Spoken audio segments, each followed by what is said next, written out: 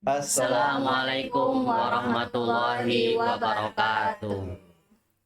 Ustaz, kayaknya kita jarang-jarang nih ngumpul seperti ini, guru Iya, agama, guru betul. biologi. Kira-kira kita membahas apa sih nih, Ustaz? Ini bagian tadi ada informasi dari Bapak pimpinan kita bahwa kita lagi ngobrolin nih tentang masa depan kita, karena kita kan setiap manusia yang namanya orang hidup pasti akan mengalami kematian. Nah, kebetulan kita dikumpulkan dari segi agama dan dari pandangan biologi. Kita ngebahas tentang sakaratul maut. Berat banget ya. betul mau. Ya, artinya emang bagus sebagai ini topiknya, artinya mengingatkan kita Iya, betul. untuk kematian. Ya, namanya kita kan hidup nggak akan lama, pasti akan mengalami mati. Nah, sekiranya nih ya, kan ada orang kalau sakaratul maut itu kan macam-macam ya. Iya. Ada yang sekiranya matanya Melotot. melotot, Iya, mulutnya mangap, ada yang keluar keringat, ada yang pipis. Nah, mungkin dari pandangan biologi bagaimana ya? Mungkin dari Ibu Cucu kali ya? Iya Pak, terima kasih Pak Bada.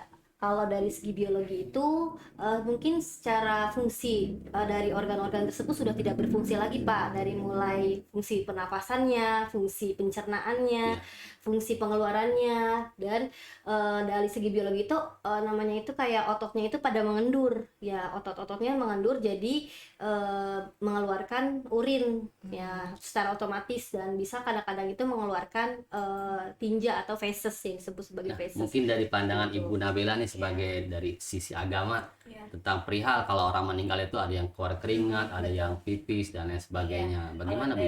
Kalau dari agama kan memang Pak, kita itu ketika kita menghadapi sakaratul maut itu kayak seolah-olah nyawa kita itu sedang ditarik dari telapak kaki ya, seperti sendi-sendi kita itu seperti duri. Jadi duri itu yang ada di dalam, Pak, yang ada di dalam tubuh itu perlahan ditarik sehingga kita merasakan sangat sakit ya. Berarti Ustaz, maaf. sakit ya? Potong, prosesnya kayak apa sih sakaratul maut, Ustaz?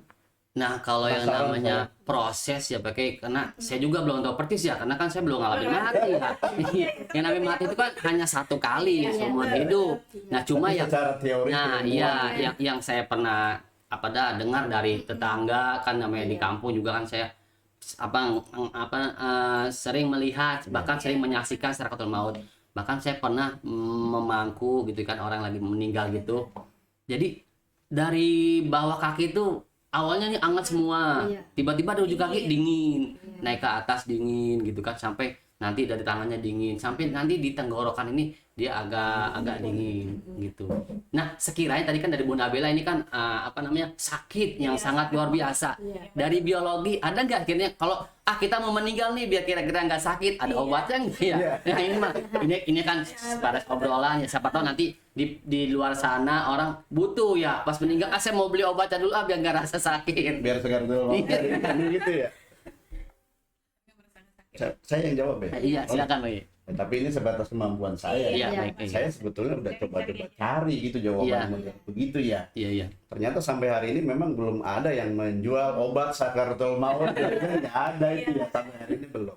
Kalau yang penyakit sakit ringan habis operasi atau segala macam mungkin pereda nyeri banyak ya obat-obat seperti itu ya. Iya. Tetapi kalau yang dikhususkan untuk pereda nyeri sakaratul maut, kayaknya ini ranahnya sudah ranah ke ke ruh ya, Iya, ruh iya. gitu. Jadi sakitnya sakit ruh, bukan hanya sebatas fisik barangkali Baik, ya. itu dari segi biologi ya. Mungkin dari pandangan agama nih, bagaimana kalau kita ingin menghadapi sakaratul maut tidak terasa sakit? Iya. Apa ada tips khusus dari hal itu, Bu ya? Paling kalau kita mau perbaiki ibadah kita Pak, terus Ibadah. oke, kita juga ada doa ya. Ketika kita doa tuh, Iya. bagaimana caranya supaya kita dimudahkan ketika menghadapi Allahumma hawwin sakaratul ala sakaratul sakaratul maut, maut. gitu. Betul. Nah, doa itu bisa Saya setuju, karena saya pernah baca juga ada Iya. orang bertanya kepada Ustaz, kenapa ada orang yang kayaknya sakaratul mautnya nggak sakit? Iya, Iya, iya. Saya pengen. Gitu iya. Nah, dijawab oleh Ustaz itu, ya kan dia berdoa.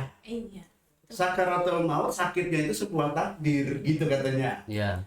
Yang bisa mengubah takdir itu adalah doa.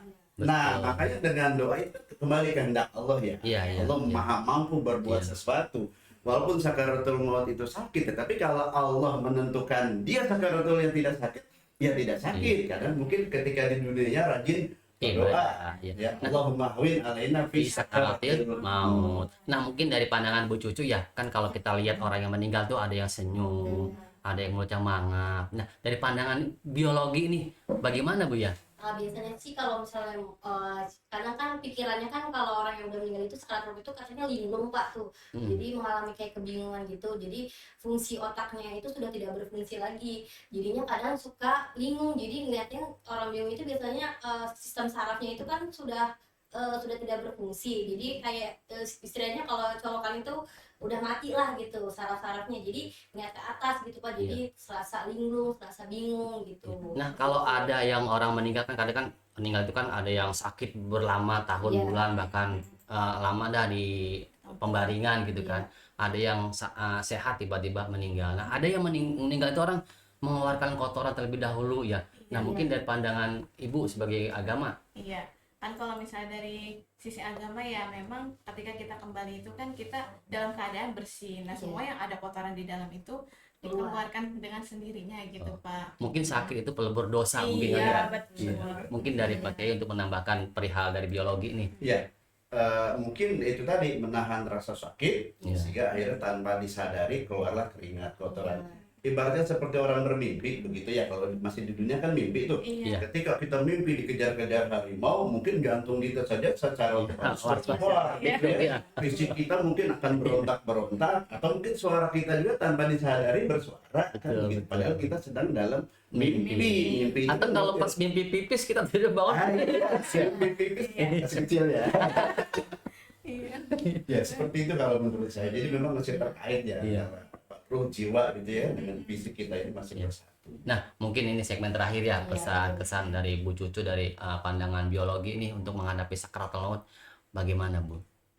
Untuk menghadapi sakaratul maut ya. Jadi kalau misalnya kita menghadapi supaya tidak sakit gitu ya, mungkin dari pola hidup yang sehat seperti itu, kemudian Hidup teratur lah ya. hidup teratur, jaga pola makan, jauhi makan makanan yang seperti mungkin junk food. Kemudian yang jelas sih katanya itu ada penemuan kalau misalnya kita mandi subuh ya, sering mandi subuh kemudian sholat subuh itu insya Allah mungkin jadi ke badan kita itu jadi Sehat, seperti iya. itu.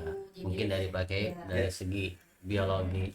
Secara biologi memang karena memang bukan ranahnya ya, Iya, mungkin ya. iya. Sakaratul maut toknya itu bukan ranahnya biologi ya, tetapi memang sebelum sakaratul maut mungkin di ada penyakit dulu Iya. kan biasanya. Nah seperti itu betul seperti disarankan oleh Bu Cucu, mungkin sebaiknya kita menjaga kesehatan, kemudian memperbanyak puasa sunnah ya di hari Senin dan Kamis, kemudian juga bangun di pagi hari, tahajud dan lain sebagainya. Itu semua sebetulnya pasti ada imbasnya di prosesi sakaratul maut itu sendiri. Iya. Nah, dari Ibu Nabila, dari sudut pandang agama, bagaimana kita untuk memudahkan, paling tidak harapan kita semua kan husnul khotimah gitu Pak Kiai ya. Iya. Nah, mungkin ada kiat khusus dari agama. Ya, mungkin kalau dari agama itu sendiri ya bukan kita tidak merasakan sakaratul mautnya, tapi untuk meringankan ya ketika kita setelah lepas sholat kita baca doa yang tadi sudah kita sebutkan Doakan, ya. Iya, betul. Nah terus kita juga harus perbanyak ibadah-ibadah yang lainnya gitu. Kalau misalnya sakaratul maut kan memang tidak tidak bisa kita pungkiri gitu, pasti Iya. kita pasti merasakan Di gitu. mana Cuman, dan kapan pun pasti iya, akan betul. menjemput kita ya. cuman gimana kitanya kembali ke diri kita masing-masing. Iya. Baik pemirsa, itulah sekelumit pembahasan kita tentang sakaratul maut ya. Bahkan saya maaf ya, mungkin saya menambahkan sedikit. Kesimpulan. Kullu nafsin dha'iqatul maut, setiap yang bernyawa pasti akan mengalami kematian. Dan maut itu menurut ada suatu keterangan sakitnya itu bahkan sampai 300 tusukan pedang. Jika kita ingin terhindar daripada itu, maka yang tadi pesan Bapak dan Ibu mari kita kerjakan. Intinya kita di dunia ini mencari keridhaan Allah. Kalau Allah sudah ridho, insya Allah nanti sakaratul maut kita akan Bukan mudah. doa ya saja. Betul. Tidak ada yang mampu mengubah takdir kecuali doa. Doa. Masuk doa agar kita diringankan dalam Dan prosesi sakaratul maut. Baik Bapak dan Ibu, sampai di sini pertemuan kita kali ini. Mungkin nanti di lain waktu dan kesempatan kita Dan akan satu kembali. Ustaz, menurut saya pembicaraan seperti ini, obrolan ini luar biasa ya. Iya. Mudah-mudahan nanti dibahas lagi oleh para pakar-pakar Iya. biologi, Iya, pakar iya. kedokteran ya. Betul ya. Aku dengan MUI kalau Iya. begini. Di sini kita mohon maaf ya, Iya, iya ini cuma sebatas obrolan dari Iya. biologi dan sudut pandang agama. Mohon maaf jika banyak salah, jika banyak bahasa yang tidak tersusun dan Iya, kata-kata yang khawatir menyinggung pemirsa yang di sana ya. Makanya kami mohon dibukakan pintu maafnya seluas-luasnya. Akhirul kalam kita ucapkan sama-sama. Wassalamualaikum warahmatullahi wabarakatuh.